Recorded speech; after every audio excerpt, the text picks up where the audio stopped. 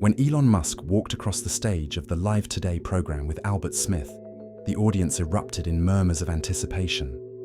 The visionary tycoon, admired for his bold innovations and controversial statements, was about to face one of liberal television's most ruthless interviewers. Albert, known for his trick questions and viral moments that often leave his guests bewildered, believed he had everything under control. But what he didn't expect was that Musk wasn't just another guest. He was an unwavering force. What unfolded next was not just an interview, but a real lesson in composure, intelligence, and the strength of standing firm on your principles. The studio was full of energy. The lights shone brightly, casting a golden glow over the set. The audience murmured with curiosity, mingling with the hum of the cameras and the occasional commands from the producers. At the center of it all, sitting in his chair, was Albert Smith, the famous liberal TV presenter, known for his sharp questions and for turning interviews into real traps for his guests.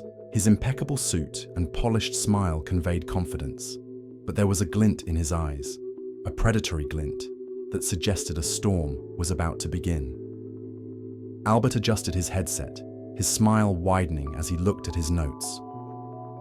The evening's guest was none other than Elon Musk, the visionary billionaire, founder of SpaceX, Tesla, and one of the most influential voices in the world of technology and politics.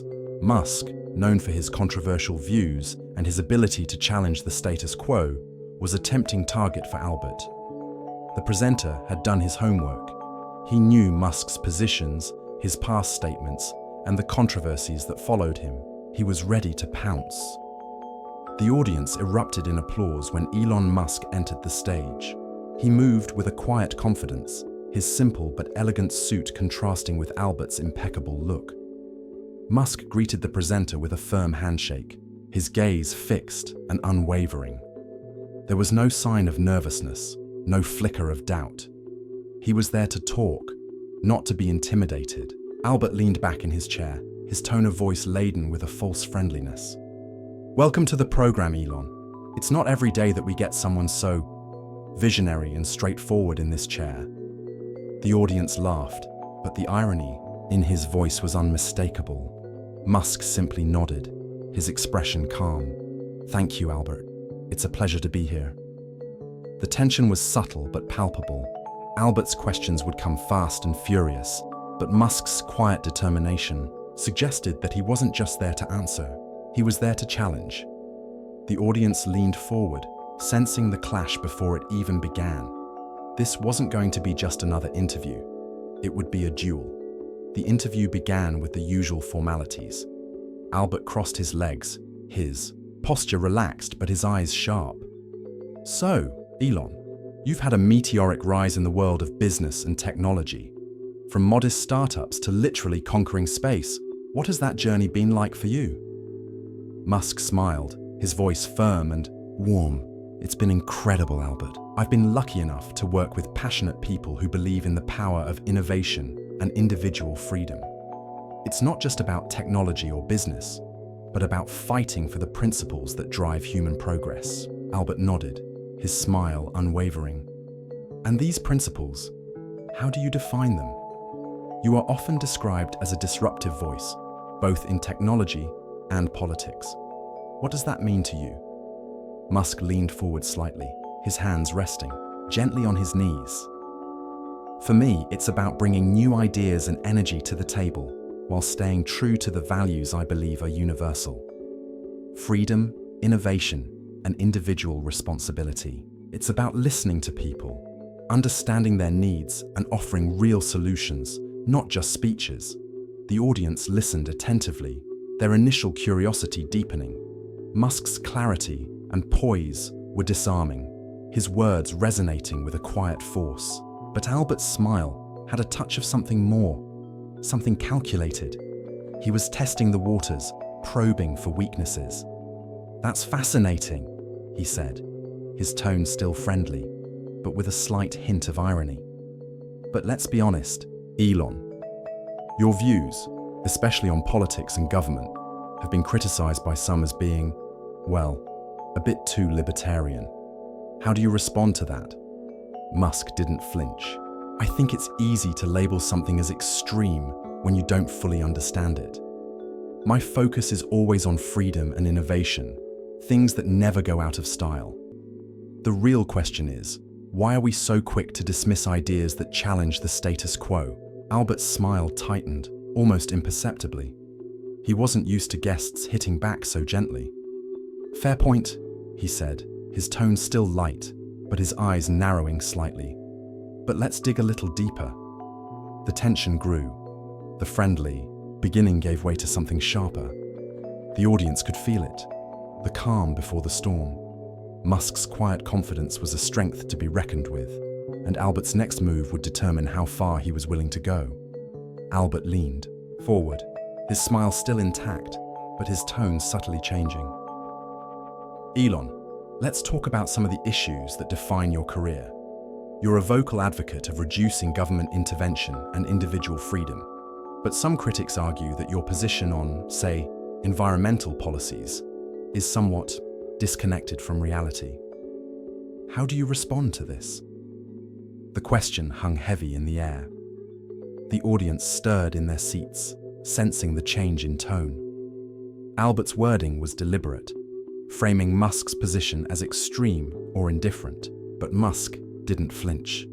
He held Albert's gaze, his expression calm but resolute. "I think it's important to clarify what it really means to defend individual freedom," he began, his voice firm. "It's not about ignoring the world's problems, but about finding solutions that really work. When we talk about environmental policies, for example, I believe that technological innovation is the key. There's no point in creating burdensome regulations that only stifle the economy and hurt working families. We need smart solutions, not populist measures." Albert raised an eyebrow, his smile widening. "But isn't that just an excuse not to act? The planet is in crisis, and you're talking about innovation. How is that a real solution?" Musk's tone remained calm, but there was a firmness to his words. "Innovation is a real solution, Albert. Look at the progress we've already made in renewable energy, electric vehicles, carbon capture. These are real, tangible advances that are making a difference. But they don't happen overnight, and they certainly don't happen when we strangle the industries that drive our economy." The audience was fully engaged now, leaning forward in their seats. Musk's calm, fact-based response had dissipated Albert's aggression, and his frustration was palpable. He opened his mouth to reply, but Musk hadn't finished. "And let's not forget," he added, his tone still calm but cutting, "that many of the countries that advocate aggressive environmental policies are the same ones that outsource their emissions to places like China. If we're serious about climate change, we need to have an honest conversation about global solutions, not just pretty speeches." The audience erupted in applause, some even standing up to applaud. Albert's face turned red, his confidence visibly shaken. He was losing control of the situation, and the tension in the air was electrifying. The interview was no longer just a conversation, it was a battle, and Musk was winning. Albert, visibly upset but reluctant to give in, leaned forward with a smile that didn't quite reach his eyes. "Well, Elon, you certainly have a way of spinning things. But let's be honest, your worldview has been criticized by many as being, well, a bit outdated. Isn't it time to admit that perhaps the world has simply moved on without you?" The jab was sharp, designed to provoke, to paint Musk and his beliefs as relics of a bygone era. The audience held its breath, the tension in the air so thick that it felt like the air itself was charged. Musk didn't flinch. He tilted his head slightly, his expression calm but with a glint of something sharper. "Albert," he began, his voice firm but carrying a quiet intensity. "Progress is not about abandoning principles or rewriting history. It's about building on what works and learning from what doesn't. You talk about the world moving on, but I would say that some things, like freedom, innovation, and responsibility, are timeless. They don't move on, they remain." Albert opened his mouth to interrupt, but Musk held up his hand, just enough to silence him without being rude. "And let me ask you this, he continued, his tone cutting through the air like a knife. If the world really has moved on, why do so many people feel lost? Why are they looking for meaning, for stability, for something to believe in? Maybe what they're looking for isn't progress. Maybe it's purpose. The room was silent for a moment, the weight of his words echoing. Then, as if by arrangement, the audience erupted into thunderous applause, some even standing up. Musk leaned back, his expression calm but triumphant. He had delivered the decisive moment, and it was clear that he had won over the room. Albert, visibly shocked, tried to recover with a weak laugh. "Well, I guess we'll just have to agree to disagree," he said, his tone forced. But the damage was done. Musk's words had cut through the noise, leaving an indelible mark. As the applause died down, Albert forced a smile, his usual confidence replaced by a palpable unease. "Well, Elon, that was certainly lively. Thank you for joining us tonight. I'm sure our audience will be talking about it for a long time." Musk smiled politely, his posture as composed as ever. "Thank you, Albert. It's been a pleasure." He stood up, shaking Albert's hand firmly, before turning to the audience with a gracious nod. The crowd erupted into another round of applause, their energy electric as Musk left the stage. Backstage, the atmosphere was a mixture of admiration and disbelief. Producers and crew members exchanged glances, some whispering furiously into their headsets, while others simply stared at the monitors, reliving the moment in their minds. "Did that really happen?" one producer muttered, shaking his head. "He just destroyed it." Musk, meanwhile, moved through the chaos with the same calm confidence he had shown on stage. Some members of the team approached, offering compliments and handshakes, but he accepted them gracefully, without lingering. He had said what he had come to say, and now it was time to move on. As he left the building, a small crowd was already gathering outside. Reporters, fans, and onlookers, eager to get a closer look at the man who had just toppled one of television's most formidable presenters. Musk stopped briefly, offering a warm smile and a wave before getting into his car. Inside the studio, Albert sat at his desk, staring at his notes as the team bustled around him. His usual posture of confidence had disappeared, replaced by a quiet introspection. He had gone into the interview expecting an easy target, but Musk proved to be anything but. As the lights went down and the audience left, one thing was clear. This wasn't just another interview. It was a moment, one that would be remembered for a long time.